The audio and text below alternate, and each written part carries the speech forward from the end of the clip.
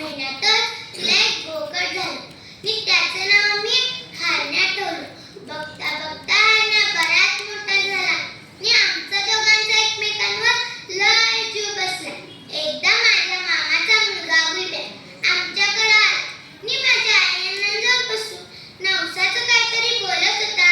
माझी आई त्याला म्हणत होती, अरे गुलब्या, हे सगळं खरं आहे रो, पण माझ्या पोराला कळतं माझं पोर अन्न पाणी खायचं नाही. त्यांच्या बोलण्याकडं माझं लक्षच नव्हतं. संध्याकाळी अंगणात झोपल्यावर गुलब्या मला म्हणाला, आपल्याला उद्या डोंगरावर सटवायला जायचं आहे. तुझ्या मामाने तुला बोलवलंय. नवे कपडे घेतले की आता झोप लवकर. पहाटेच आम्ही हरण्याला घेऊन सगळी सटवायला गेलो. बैलगाडीतनं मामा मामी बाया माणसं सामान भरून आलेली आणि आम्ही हरण्यासह सगळी तिथं पोहोचलो. बैलगाडीतलं सगळं सामान बाहेर काढलं. बकऱ्या एका झाडाला बांधलो. थोड्या वेळात दाढी वाढलेली लुंगी घातलेलं दोन बापे आली. त्यातल्या एकाच्या हातात सुरी होती.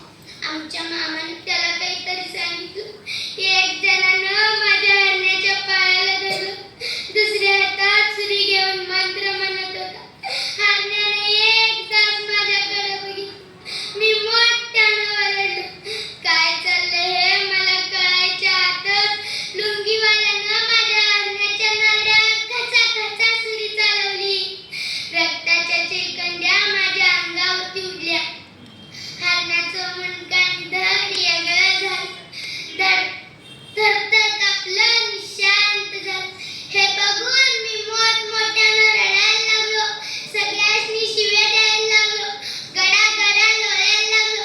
माझ्या हरण्याला का कापलं हे विचारत होतो, पण कोणीच माझं ऐकत नव्हतं. हरण्याचं कातर काढून झाडाला उलटं टांगलं होतं. मी लांबनच बघत होतो. माझी आई माझी समजूत घालीत होती. तू रागव, तुझा मामा लय रागीट आहे. त्यांची मोठी मोठी पाहुणे आली. असला तमाशा त्या पाहुण्यांसमोर करू नको रे बाबा.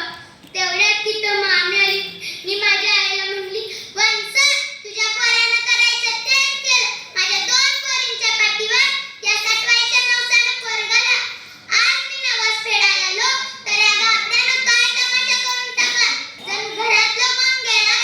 तुझं गाबडं मागासपासून रडतंय. ए पोरा, एवढं का रडतंय? तुझी आई मेली का बाप मेला? असं जर मला माहित असतं तर बाजारातनं बोकड आणलं असतं. 100 बकऱ्यांची दावा या सटवाय पुढे दिली असती. मामी फार बोलली. माझी आई खाली मान घालून डोळ्यातलं पाणी पदरानं पुसत होती. इकडे चुलवाणीवर मटण शिजायला लागलं होतं. मी देवीच्या देवळामागं बसलो होतो.